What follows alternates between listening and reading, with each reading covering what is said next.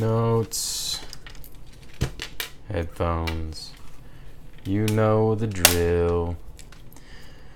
So I'm going to start this off with a little teeny tiny itty bitty story. Don't click away. It's not going to be a story like last time. When I was a wee little baby, just a tiny blink in my dad's eye, they went out and bought me a Zune because I was a very spoiled child and I got pretty much everything I asked for. And with that Zune came a pair of IEMs. These are not those. These I purchased off of eBay recently. The pair I had, I think one of the channels went out or something because the build quality on these is pretty abysmal. And when I first listened to them, I remember thinking that they sounded really, really good. Now, I had very little frame of reference for audio equipment at the time. I had just come from an iPod Nano, and I stuck with the stock earbuds, and those things, as we all know, sound fucking horrible. So when I got my Zune and popped these guys into my ears, I mean, it was like magic. You know, everything just sounded so much better and beautiful. And these were my first IEMs, so isolation was a whole lot better and all that other stuff, and they were more comfortable and they were just great. So let's bring this up close and try to focus. There's the little Zune logo right there. Focus. There you go. You got this plastique that kind of looks like it should be aluminum, but it's not. It's got a little design on it. The whole thing is actually really cheap, thin plastic. This thing spins, so great quality control there. The ear tips right here.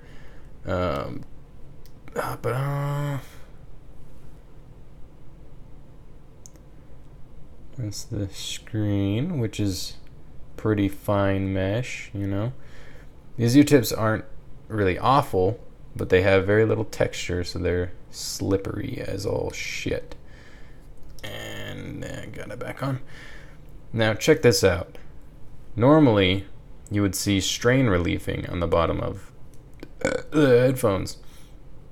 And on here, you just have a wire dangling all around. I don't ever bother talking about microphonics because it doesn't really seem better or worse on any particular pair, and I make note of it when it's really, really bad on a set that has unreplaceable cables.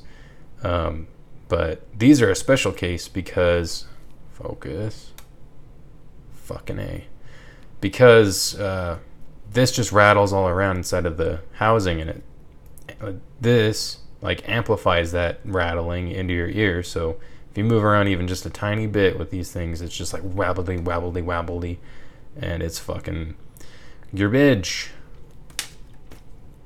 So we get to refocus again on the cable. It's a cool cable, you know. It's got the braiding that we all like with a little pattern on it that looks really cool. This was the first time I had ever seen a braided cable, and it blew my mind when I was a kid. I thought it was just so cool. A little chin slider that is not the best. Rinky-dink little Y split. It's just like a hard rubbery plasticky material. No strain relief down there. And straight jack. And look how cute and teeny this is. I actually really like the design of this jack. I wish they would do this more often instead of those big, huge, honking motherfuckers that you see on the Chinese stuff these days. It's not, with this strain relief right here, you just pull like that. It comes right out. It's not hard to grip this. It is a kind of a grippy, rubbery plastic, so that helps too. And it It doesn't just like stick out all weird out of your DAP or your phone or whatever that you're plugging it into. So I really wish, focus, I really wish that, they would bring this kind of style back, because there's no need for those giant jacks. There really isn't. But, how else are you going to fit a 16 core fucking tard cable into a jack? Fucking idiots. Anyway, on to the sound. So there's a slight bass elevation, but if you go look at that graph, and I always refer back to my graphs, the bass and the lower mids and even kind of the mid-mids are actually more or less level with each other. It's just like, it's like the upper mids have a big old blap down and then they just go right back up in the higher mids. So it's not really like you have accentuated bass. It's more like you just don't have any, absolute mid-range section. And it's just like a tiny little area where it goes down and then it comes right back up into the treble region. And it's not a particularly pleasant tuning, honestly. Bass, it's not, I wouldn't call it boomy, but it's, I don't know, it sounds like too solid, I guess is the word. It sounds like, I was listening to Metallica, and there's some kick drums. It sounded like the kick drums were like full of rocks, if that makes any sense. It just, I don't know. Sometimes I notice on shit pairs that bass sounds hollow. Usually, if it sounds hollow, I call that boomy. But on these, it's like the opposite. It just sounds all hard and weird, and I don't like it. But it's like not the most awful thing on the planet either. The mid range is really weird. I was listening to Metallica. Bring them up as an example again. Singer's voice. Name escapes me. Some people are going to be angry about that. Is it Lars Ulrich? If I got it wrong, people are going to be even more upset, but whatever. He sounded like a couple layers back. I think his voice must just fall right in that crevice where these dip down. And he sounded very, very far back from what I'm used to with other sets. Treble on these guys, there's nothing abhorrently wrong with them. There's no pierce or sibilance, so that's good. But they lack detail and clarity. They've got some weird peaks going on, and in between those peaks there's some pretty nasty dips too, that fall down below everything else. So these don't have super great treble. It's not like painful treble. It's like really lacking treble, which I don't come across all that often.